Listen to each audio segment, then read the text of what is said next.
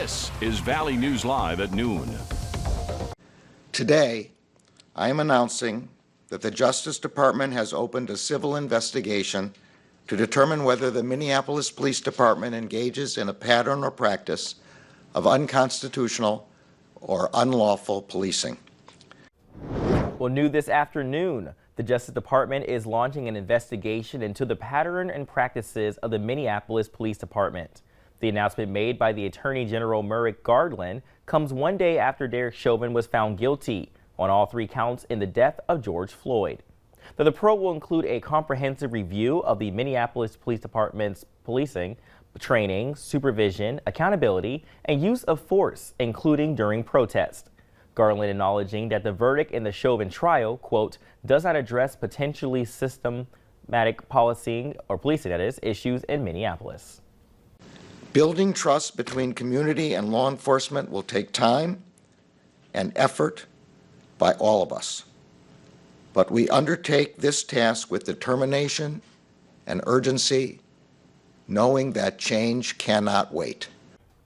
If the Justice Department finds there is a pattern and practice of unconstitutional or unlawful policing, a public report will be released. The federal criminal investigation into George Floyd's death, previously announced, is ongoing. Well, protests have given way to celebrations in Minneapolis after the murder conviction of former police officer Derek Chauvin and the death of George Floyd. Skylar Henry has reactions from Minneapolis. Derek Chauvin is in a maximum security prison in Minnesota, waiting for his sentencing in about 8 weeks. Judge Peter Cahill could give the former officer up to 40 years for murdering George Floyd. Unintentional second-degree murder while committing a felony, find the defendant guilty. Chauvin's conviction on all 3 counts Tuesday, after less than 10 hours of deliberations, sparked celebrations in Minneapolis and across the nation. I just thank God for Minnesota for the truth. Guilty and guilty. I was excited, I was happy, because African American people, we feel that we never get justice. There's obvious relief here in Minneapolis, but for many, convictions are not enough. They want change, especially in how police treat people in communities of color. Police, the way they just put black people over just for no reason sometimes, and just because they think they're a threat, but they're not a threat. The 3 other officers who were at the scene when Floyd died are expected to go to trial in August for aiding and abetting. Chauvin reportedly wrote his lawyer's phone number on his hand before being taken into custody. Skylar Henry, CBS News, Minneapolis. The jurors' identities were kept secret and will not be released until the judge decides it is safe to do so. Well, sentencing for Derek Chauvin will be in about 2 months, which is a lot longer than the usual 2 weeks. They'll do a pre-sentencing investigation, which is like a background check on the defendant. The maximum sentence Chauvin could face is for the second-degree murder charge alone is 40 years. The presumptive sentences under Minnesota sentencing guidelines, however, are 12.5 years for each murder charge and 4 years for the manslaughter charge. That's for a person with no criminal record. There's speculation that Chauvin will spend at least 10 years in prison. After the verdict was handed down, FM area activists gathered at NDSU. Although many of them are happy about the verdict, some say they are still skeptical and the real joy will come at sentencing. Many are hoping for the maximum sentence possible for Derek Chauvin. We saw a little bit of flakes this morning, but we are getting closer to that warm-up we've been asking for. Let's check in with First Alert Storm Team Summer Snowblock. Happy Wednesday, Summer. Happy Wednesday, Brian, and to all of you at home. It was a chilly start yet again across the valley. And yes, there have been a few flakes in the air within some of those clouds as well. But check out our morning low temperatures. Yesterday, we broke records at the National Weather Service office in Grand Forks and the Grand Forks Airport when we fell down to 15 rather. This morning was 21 degrees in Grand Forks, Thief River Falls, and in Carrington. It was 19 in Fosston and Bemidji, 18 in Park Rapids and in Fargo.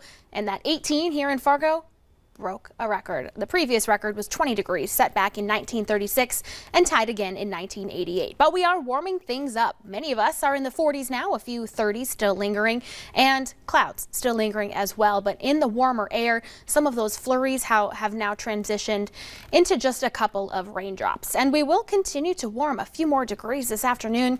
But Brian, the real warm up is going to come tomorrow. That's the best day looking to be the best day of the week.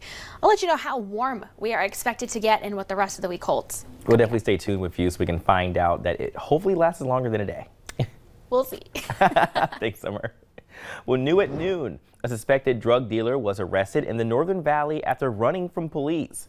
The Pine to Prairie Drug Task Force learned of suspected drug dealer Eric Baldwin, though thought to be delivering methamphetamine from Grand Forks to Crookston. Crookston police and Polk County deputies set up on the outskirts of Crookston to arrest Baldwin, but he maneuvered around the vehicles and took off toward town. Officers later found Baldwin and he ran on foot, but surrendered after a K-9 officer arrived on scene. Police say the investigation is ongoing and formal charges will be filed at a later date. After months of negotiations and speculation, North Dakota's bonding battle is over. Governor Doug Burgum signed the $680 million bonding bill this morning, which will focus heavily on water diversion projects in Fargo and Minot. The bill also supports other infrastructure upgrades across North Dakota, including roads, bridges, water projects, and an agricultural facility. Burgum noted the bonding package received strong bipartisan support and will use money from the Legacy Fund, so North Dakotans will not receive any tax increases. Well, the city of Moorhead is auctioning off vehicles and decommissioned public works equipment. The online auction is open now, and you can place bids until 6 p.m. on Tuesday, April 27th. All items are sold as is. They are vehicles that were impounded or seized during police investigations. You can also buy bikes and other miscellaneous items. On-site inspection dates are this Friday, the 23rd, and Tuesday, April 27th from 9 in the morning to 1 in the afternoon. If you buy something, you must pay for the item and remove it next Wednesday or Thursday. Well, Moorhead Parks and Recreation are using Earth Week to clean up the city. The goal, have litter picked up and adopted at every park, street, river trail, and pond in Moorhead. It's as easy as picking up trash as you see it to help beautify the area. There are 45 parks, 20 street sections, 10 to 15 areas along the Red River, and 20 to 25 stormwater ponds to keep clean. This week also being used to educate the next generation to keep the place you live and work clean. A litter-free community is one that people want to be a part of. Like I've been driving through a number of cities where your first impression and you're coming into town and you see trash on the town, you're just going to get a bad vibe about that town. And I don't want people that are visitors that might be moving to town to think that's what Moorhead's about. Well, most of the areas have been adopted by the 400 volunteers helping out, but there are a handful left. If you'd like to volunteer, we have all the information at valleynewslive.com.